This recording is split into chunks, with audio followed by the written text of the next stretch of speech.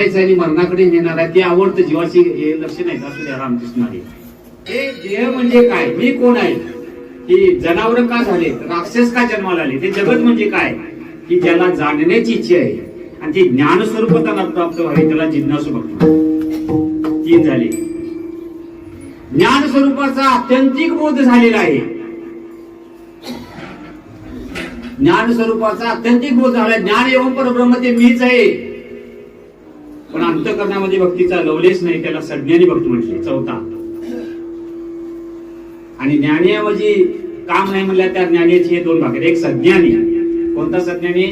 नवलंकाराचे तिथला सज्ञानी.